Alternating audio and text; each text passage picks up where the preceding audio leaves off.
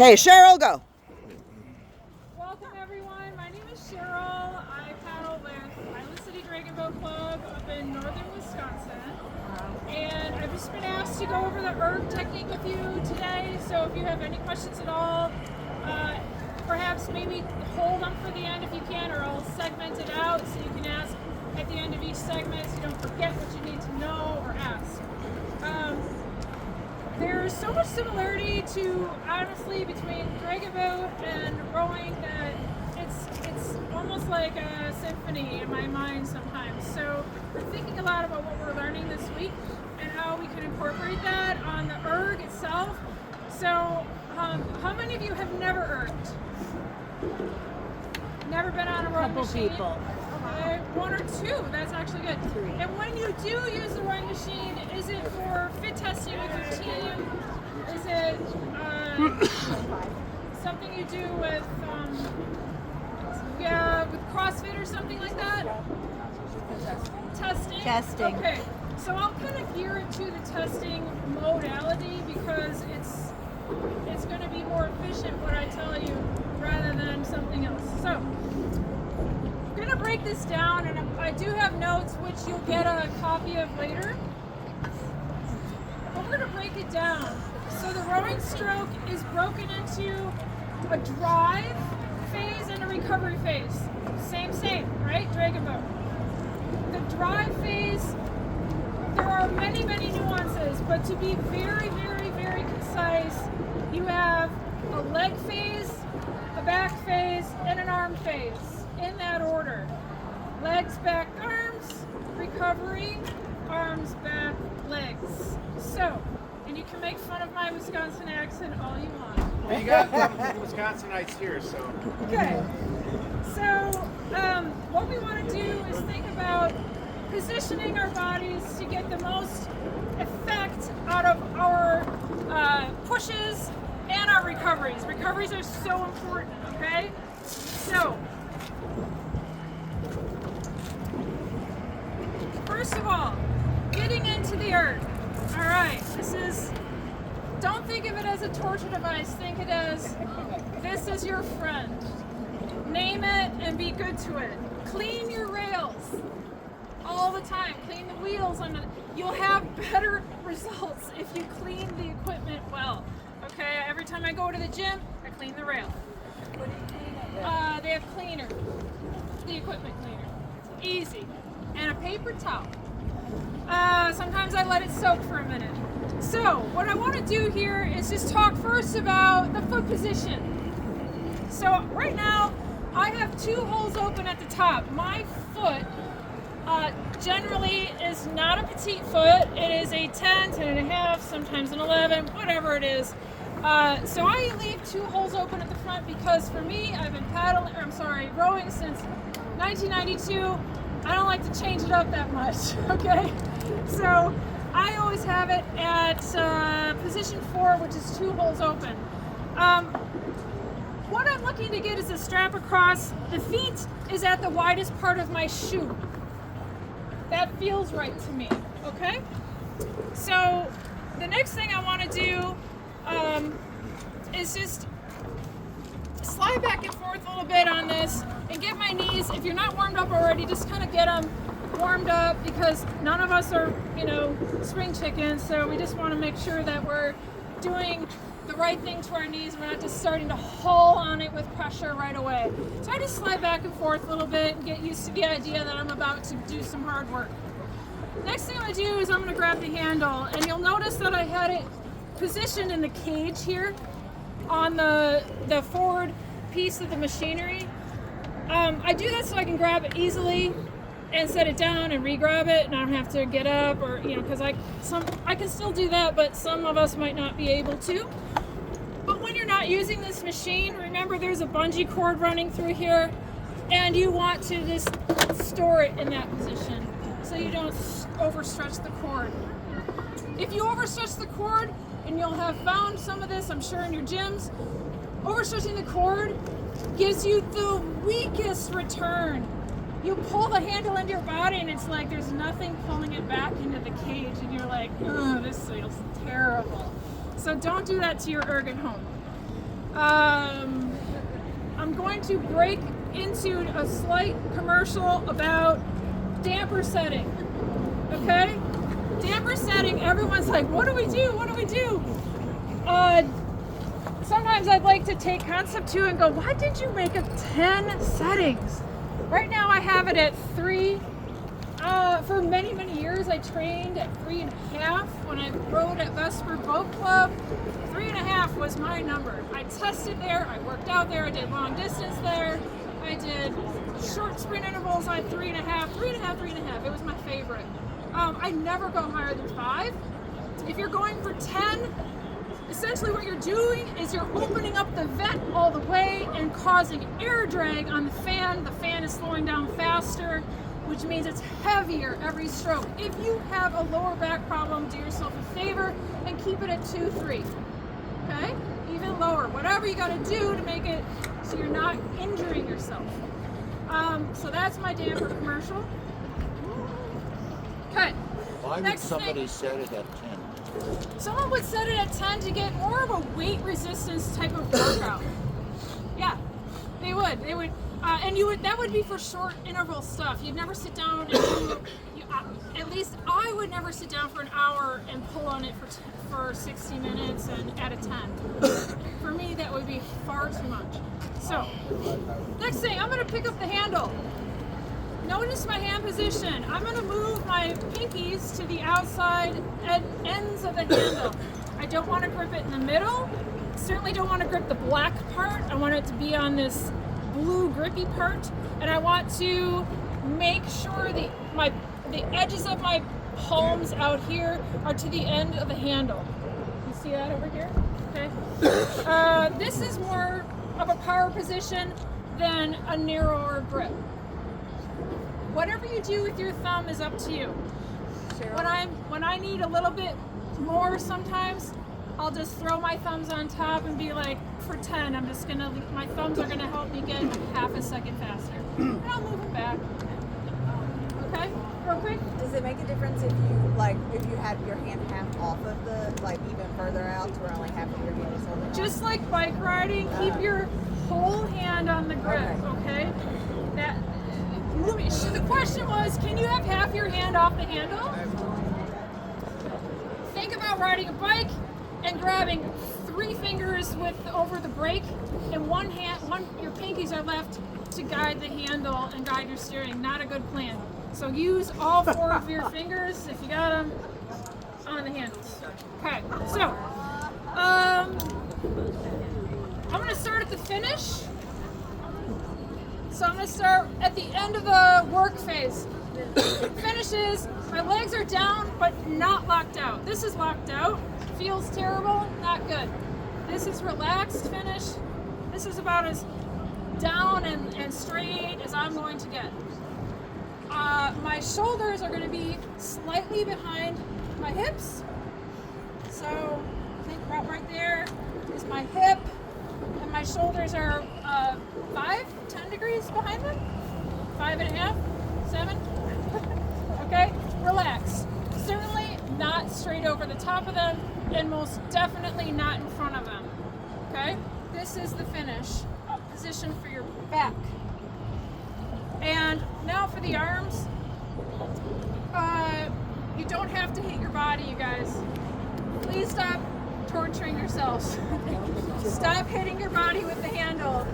And make sure you pull in at a slight angle uphill from what we call the cage, where the chain comes out of, to your body. It should be a slight uphill angle of the chain, because that's a longer that's a longer distance to travel than this.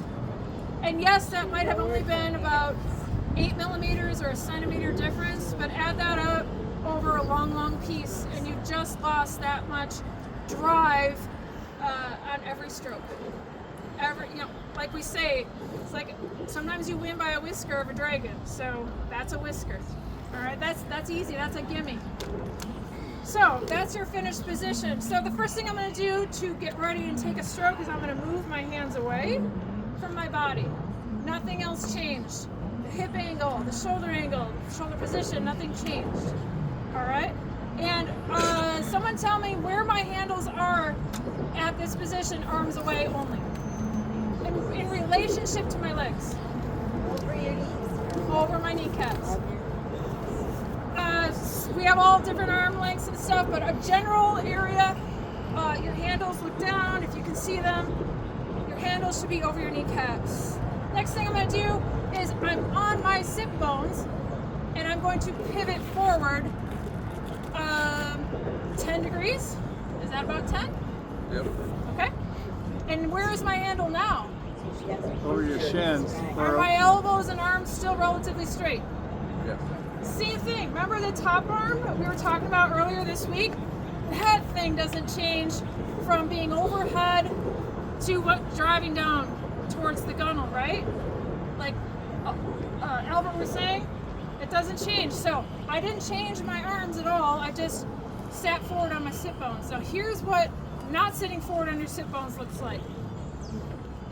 Slouch position at the finish and curling over. And now I can feel all my stomach fat.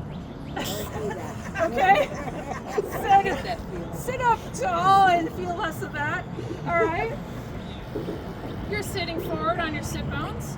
My knees, I've now come past my knees with my handle, and now I have arms forward, body is forward. The last thing to go forward are my knees. So I just travel. There's some tape on this slide, so if it looks like I'm herky-jerky, I really am. I'm gliding over tape. I'm going to slowly come forward just so you can see the sequence here. Did my shoulder angle change? Did my body angle change? No. No.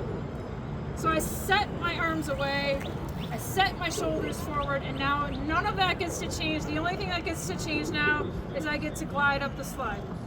That's it. Now where do I stop? Well, close to perpendicular to the ground. Your shins should be close to perpendicular to the ground if you have that flexibility in you.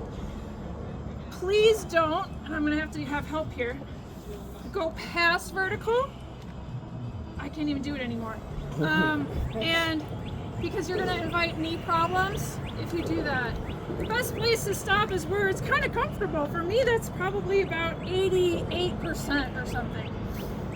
Not a complete right angle to the ground. Now heels. My heels haven't really come up. They can come up relaxed. They are coming up a centimeter maybe. But when I go to push back, I don't want to be pushing off my toes. My toes aren't strong compared to the rest of my foot. I want to use my whole foot. We push through the heels on the dragon boat. So think about that too. You're going to be pushing through your heels out here. So here I am now, arms outstretched, body angle forward, and I'm at complete and full compression. The first thing I'm going to do is I'm just going to sit here for a second and just push the first 3 inches of the slide. And I'm not going to change anything except I'm going to push my knees down slightly to get those 3 inches pushback. Still have shoulders forward, body forward. I'm still up on my hips. I'm still pivoted forward. My arms are still straight. Hands at the end of the handles. But I'm just pushing. What I'm trying to do here is push through the heels, and I want to feel the resistance in the fan setting here on the damper, on the wheel. And I want to feel my lats engaging. Right here. Okay? I think I have the right body part. So I want to feel that. Are my hands tight or relaxed? Relax. Relaxed. Same as the dragon boat paddle. Are my wrists flat or bent? Flat. Flat. Good. Okay. So now that I feel the catching and the weight picking up in my lats, and I'm pushing through my heels, I can feel it in my quads. Okay, so now slow it down a little bit and just start extending the pushback. I'm not doing too much here with back and arms at all, just pushing my legs further back. Okay? So when I go into the next phase, I'm going to slowly increase how far back I'm pushing, and I'm going to open up my back And the last thing I'm going to do is add in my arms. So I'm going to start to open up my back. So now it's legs and back only. Arms are straight. Elbows are straight. And relax. Okay? Legs back. And then the back pivots forward and my legs come back up. And now I'm going to add in the arms. And the goal is to finish the arm swing. I'm sorry. The goal is to finish the back swing with the finish of the handle into my chest. So in slow motion.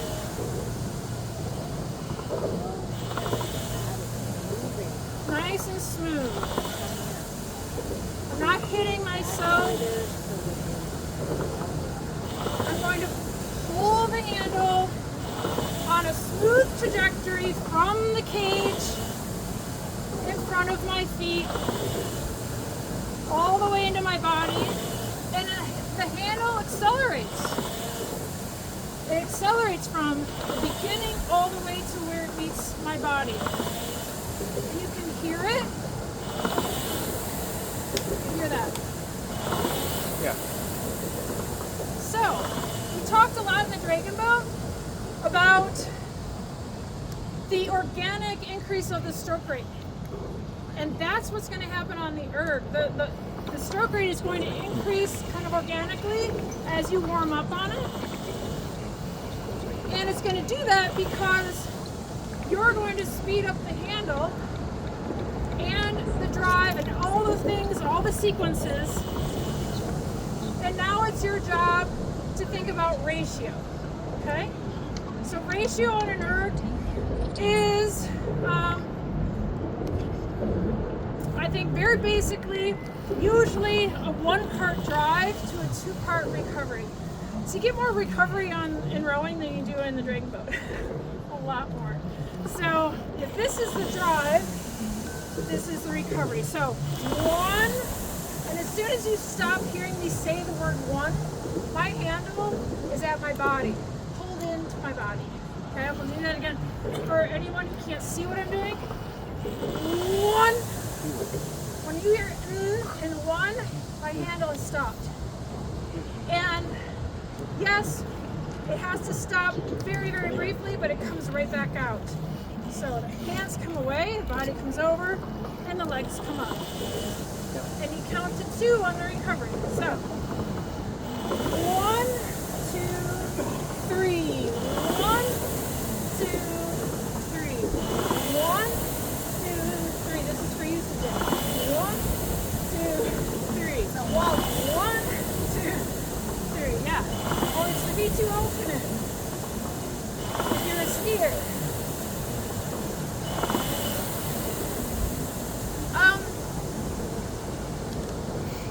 There were certain things that we talked about with Albert in the boat. One of the things that we've been doing a lot of is 3 strokes in a row, or actually let's talk the 4 strokes in a row times 3, where you do 1, 2, 3, 4, 5, 6, 7, 8. And those strokes mean so much. The 4th stroke, the 8th stroke, the 12th stroke. So when you're going along and you're doing pieces, right? Say you're doing 3 10-minute pieces, okay? And let's say that they're back to back to back with no rest in between, and you're varying the rate. And you do, let's see, you say, let's just say for the 10-minute piece, you're gonna do 22, 24, 26, 28 strokes a minute. Then you go back to minute 1 of the next piece at a 22. What do you think the most important strokes of those pieces are? Any guesses? The beginning of every piece. So you finish out, and this is where the ratio is going to come in, because you still get 1 to 2 even at a 28, even at a 20, even at an 18, or a 16, or a 30. It's just that the 1 is faster and the 2, 3 are faster according to what they are in relationship to the 1. Okay? So anytime you're doing anything with the rate, we're changing it. At least the first 3 strokes, when you're dropping that rate again to the lower rate from a high rate, have to be the most important strokes. Nail them. Those are the hardest ones, but you gotta nail them. So you go. All right, here we go. This is probably 23, 24. All right, we'll go to 28. 29. All right, next. Okay, my 10 minutes are coming up. I'm going back to minute 1. This is a 1, 2, 3. 1, 2, 3. 1, 2, 3. Here we go. 1, 2, 3. 1, 2, 3.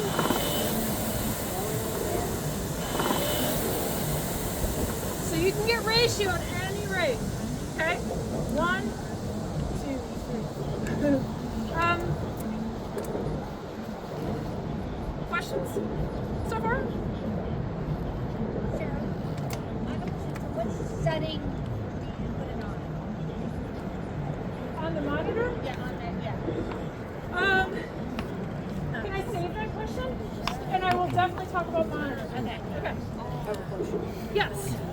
So when you're starting off, like your first, 1 to 5 strokes, are you starting like stroke 1, fully, driving? Okay, that's actually an awesome question. Not that yours wasn't awesome, but it's more in sequence with what I had in mind. So let's address that. Okay, so you are going to be doing pieces on the ERG. How should you start them? Should you start them in full slide? Is that what you're asking, Jasmine? Okay. The answer for me would be no. No. It's too much load on your lower back. But before we go there, there is one other major thing I want to point out to you. 2 of them actually. The 2 biggest mistakes that rowers make when they're starting out and have no coaching on the ERG. The first one, where's Emma at? She's right over here. Okay, yeah, she's like, I can get this up. Yep. I'm sure she has. If you have a piece of surgical tubing, this is super cheapsified, right? Stretch band. Stretch band. Okay. Wrap it under the rail, and then tie it across your knees. Okay. I don't want to tie it too tight because I don't want to. Okay. So, if you're having trouble with your knees getting in the way of your hands, anybody ever do this? Boom. Hit the fronts of like your lower quads, and then you got to lift the handle up and over and come back into the start. Either take a 25-pound plate in the gym and put them across your kneecaps, not recommended, or just get some surgical tubing like this, stretch tubing, and just use it to hold your knees flat. And now I feel resistance there. I don't want to raise my knees. So row arms and body only. So that's not going to hold, but I can do this anyway. Arms and body only. And this is legs flat and arms doing their full job. Arms away, elbows extended at the front, and at the back end I'm getting my 5 to 10 degrees of layback and finishing the handle into the body at about mid-chest height. Okay? Row like this every day until you are sure you have ingrained into your mind that you can get the handle out and past your knees and even over your ankles before your kneecaps are allowed to move at all. Watch my kneecaps come up now. And my handle never, ever, ever has to climb the mountain and then go down the mountain. There's no mountain climbing in erging. Okay? This is mountain climbing and erging. I pull the handle into my body and I allow my knees to come up. Suddenly, I'm stuck. I can let go of this handle and it's not even going past my knees. Okay? I don't want to mountain climb. No. I want to run this on a straight plane, like so. So hold the knees. This is the biggest mistake I see in the gym. So the knees aren't coming up until the hands have actually gone past. Correct. The hands have gone past, and not only that, they're out over my ankles. And now my knees can come up. Okay? This is efficient, very efficient. And the other thing I wanted to say that this is going to save your backs. Everybody I know has a tight lower back, tight hamstrings, tight this, tight that. By all means, when you take a stroke, and I am now at the catch, arms outstretched, shoulders in front of my hips, if I leave my legs behind and open my back up first, I go back, then legs, then arms. So I went back, opening up. Now I've got my layback, totally uncomfortable. Now I'm like, oh, I forgot to push my legs. All right, I'll do that now. This is gonna hurt your lower back. You risk herniating discs, doing terrible things. So this machine can hurt if you don't use it wisely. So make sure you have that sequence correct, okay?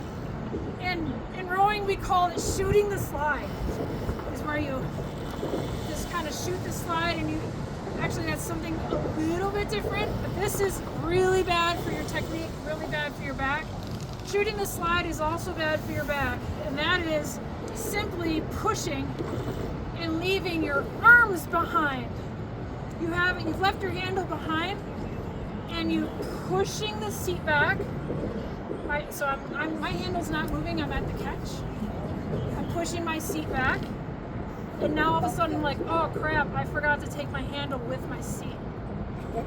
And now you grab that weight on that handle. It's like picking something heavy off the ground without lifting with your knees. Okay, lifting with your legs. It's not bending down to pick it up ergonomically correct. That, as you can well imagine what that causes. So, just like the old time commercial, don't leave home without it, your credit card or something, Visa. Don't leave home without your handle. Okay? Take that with you. So, engage, feel the pressure in the fingers and in the lats. Another common mistake I see is someone who pushes off and they're so eager to get all that grab. They just like, they want to reel it, that they break their elbows and they use their biceps and pull right away with their biceps. Okay, this is not efficient as well. And it breaks that chain of command. You want to feel firmly rooted to your heels, through your knees, through your hips, to your shoulders, to the ends of your fingers. And to do that, you cannot break things by bending elbows. Could you go through a couple of strokes with the words of the proper order, please? Yes. So again, just to recap, we're going to go through the stroke and just talk about what each part represents and what it is. This is my catch position. This is the drive, so it's legs first, back opens up, arms finish, arms come away, shoulders come over, my back is now forward again, and my legs come up the slide. So legs, back, arms, arms, back, legs. Legs, back, and arms and back, legs. I like to say arms and back and arms, because it's kind of, those kind of go in a little bit more of a blender together, you know? The back and arms is more of a smoothie.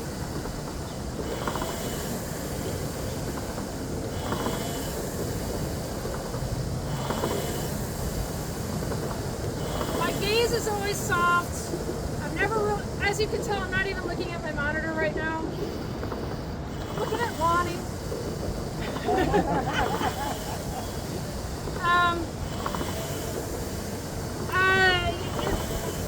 The tops of my shoulders, I'm trying trying to keep relaxed. If you can relax on this machine, you're winning. If you're trying to really muscle it and throw it, you're not winning. By all means, remember to breathe. So I think that would probably conclude my biggest points about it. Because I know we don't have all day. And you'll see this on the handout, but the breathing changes depending on your effort level and how fast you're going. So if I'm just like, today I think I'm gonna do a couple 20-minute pieces. I'm probably gonna do about 24. It's like a transportation day, okay? I'm gonna sit here, I'm gonna put on my tunes, on my Netflix. Here's my 24. And alright, I'm starting to get a little bit like into it. I gotta work on my breathing now so I don't get tired. So I go. I have one breath, then I breathe out at the end when I have my handle in at my body. Okay? So I start breathing out the whole length of the drive, and then I inhale as I'm coming in. Now, that's because I'm not doing a hard workout. Alright, let's move to sprints. Let's do 30 seconds on, 30 seconds off. The rating is a 30, okay? So now, you're bringing up the rate, you're bringing up the effort level. You need more oxygen, okay? So what you're gonna end up doing is breathing out. Think about it. It's really, really easy. When my knees come up and my chest gets closer to my knees, think about your lungs having the air pushed out of them. Make sense? It's really hard to inhale in this position when I'm all crunched up here at the front end of the drive. So I want to exhale there. So I'm going to go. And then as soon as I can push back and get room in between the fronts of my legs and my chest area, I'm going to inhale again. And as I hit my finish, I'll exhale again. Okay? So basically, don't think about inhaling, think about exhaling, because the inhales will naturally follow. Okay, so 2 exhales per stroke cycle. Okay? So it ends up being, we'll work up to a 30 here. So it'll be like,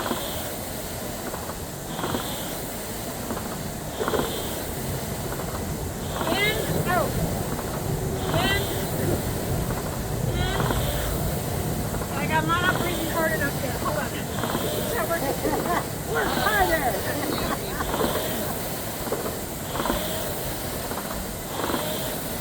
I am breathing. Still not hard enough. But I'm breathing out for sure as the handle comes into my body. And I'm taking, then obviously I'm naturally calling oxygen into my lungs as soon as that exhale finishes. But what that ends up being at a short spurt like that, it ends up being an exhale as my handle comes into my body, into my finish. At least start there, exhaling at the finish. Okay? It might take you the whole drive to exhale, because it's a quick drive.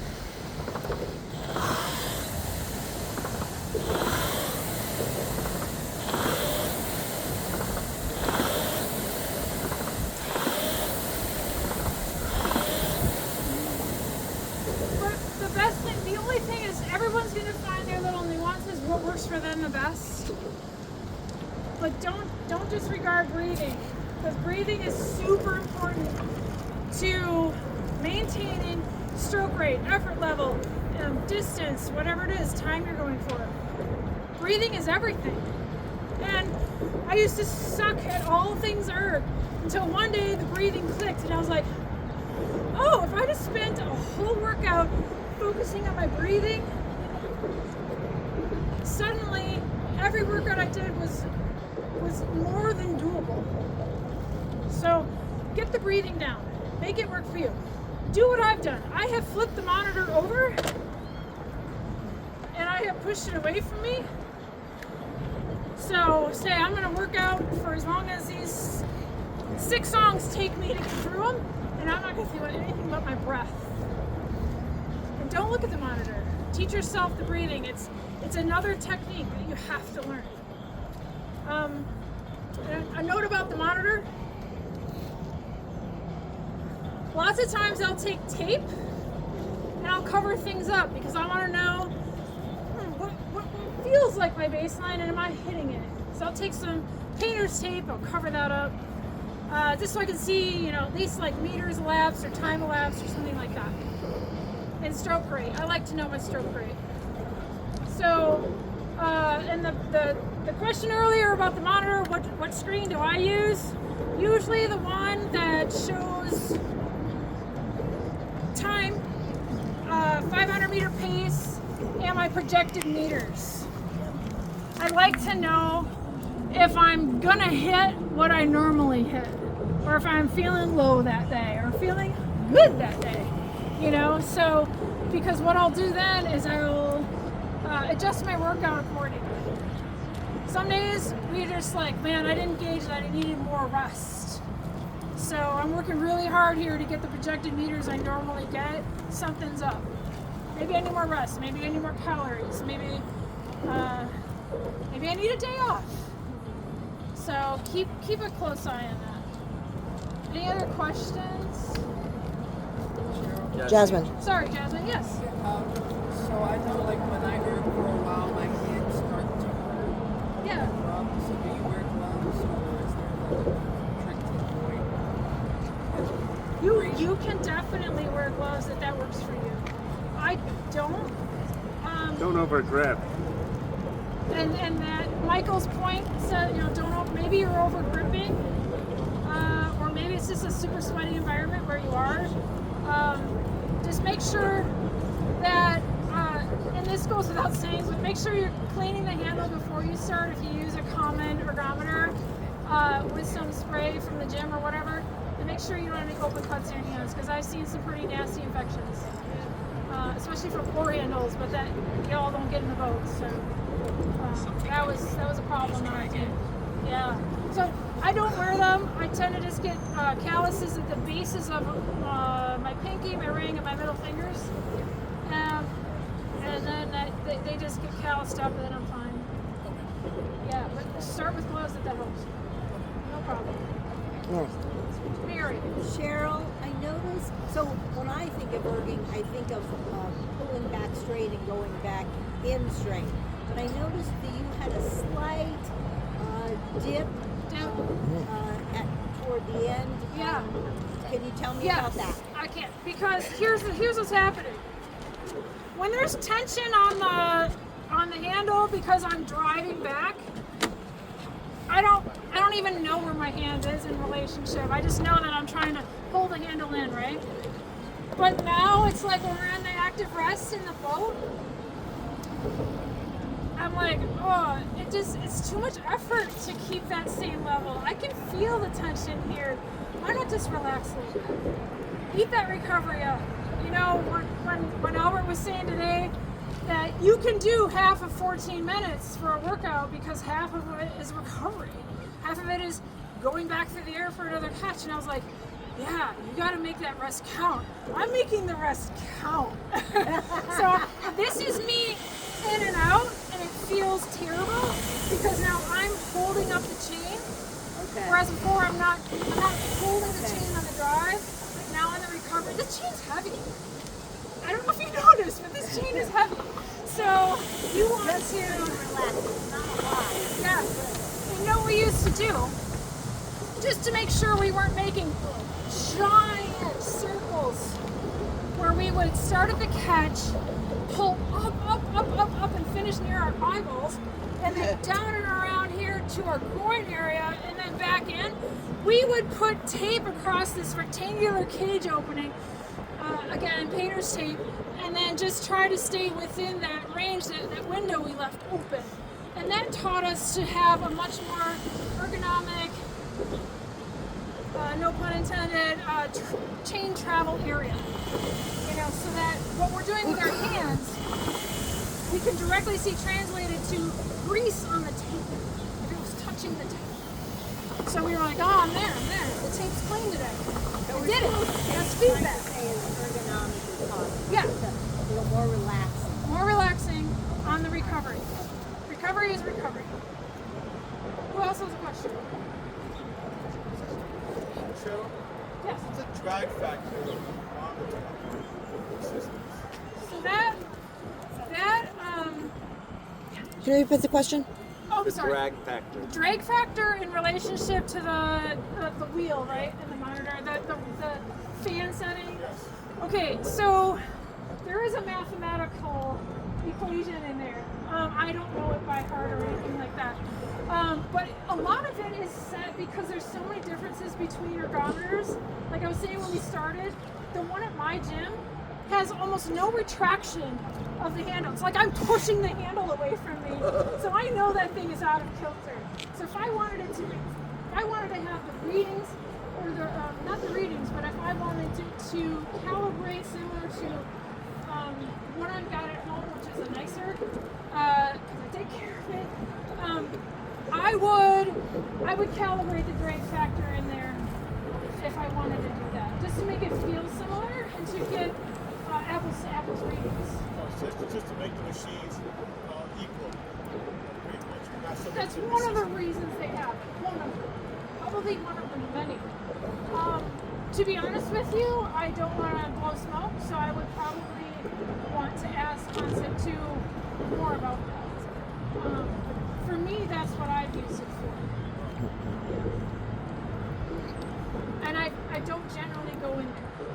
I just sit down, I got this much time to use, I'm going to set the fan at 3.5 or 5 or whatever, and I'm going to go.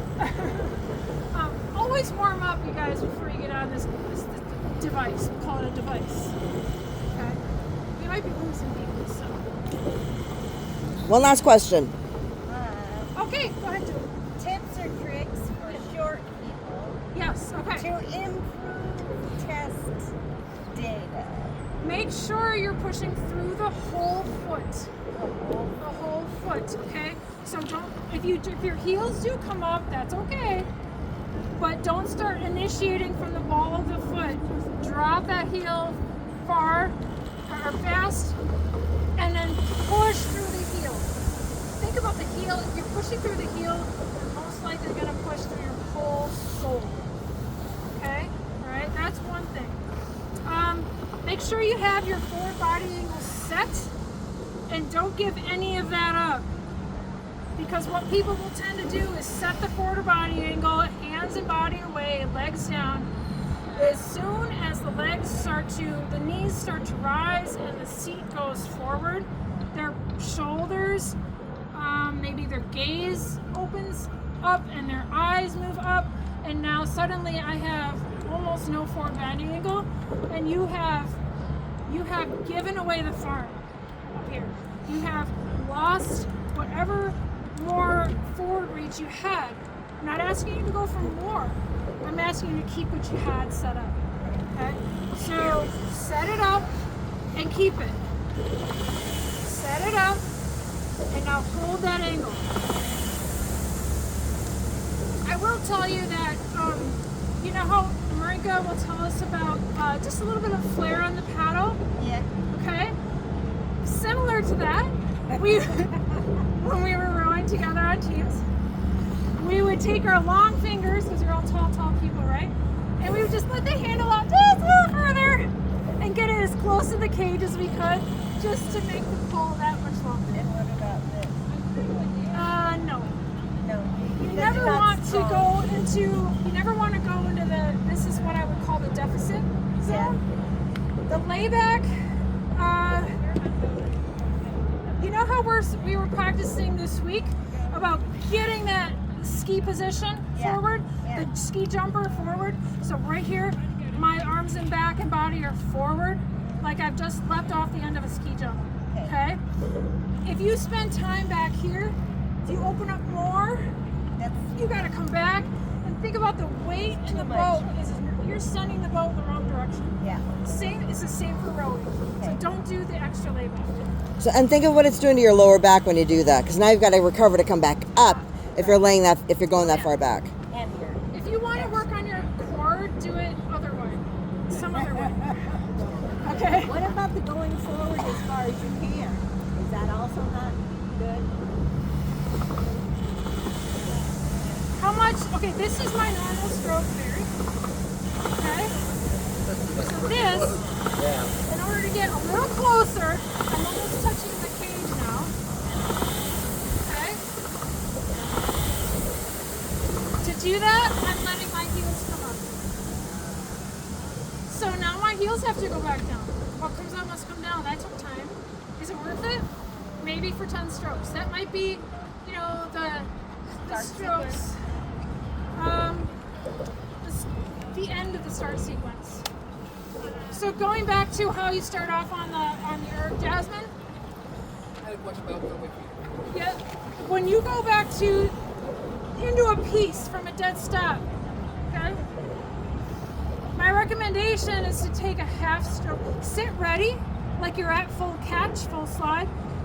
Shoulders out, shoulders in front of your hips, arms forward. But your slide is only halfway to the cage. Okay? You're only halfway up the slide from a drive, okay? Go half. What we used to do is say 3/4, lengthen, full. So half, 3/4, lengthen, full. That full stroke is what I'm talking about, Julie, where we were like, grab it all.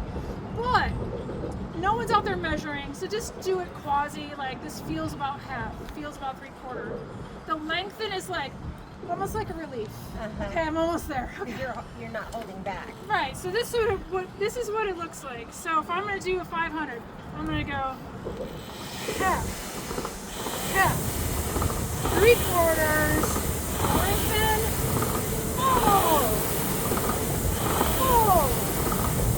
full.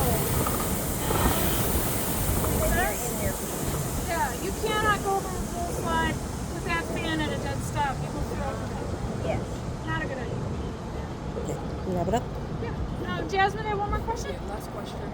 Is there ever a reason where you would not have your feet strapped in? Yes. Good question. Okay. So, I'll take my feet out. Is there ever a time when you take your feet out of the straps? My gosh, that's a good question. It is to teach connection. When you don't think your legs are getting tired enough, you don't have connection. Okay? So take your feet out. You won't have the layback you thought you could get normally.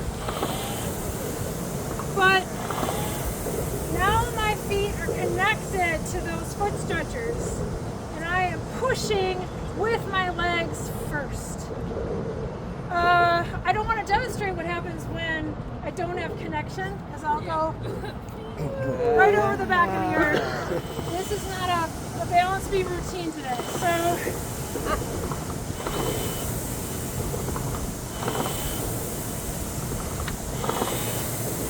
it's a good drill to do. I would highly recommend this drill. And the drill would be just do 10 paddle strokes with no effort. Good technique, no effort. And then do 10 at like 50%. 50% power. Okay, that was 10, and then do 10 more at like 80. And I would stop at about 80. Otherwise, you might grab that. Otherwise, your feet must come unglued. That's what I would say. Thank you, Yeah, Cheryl.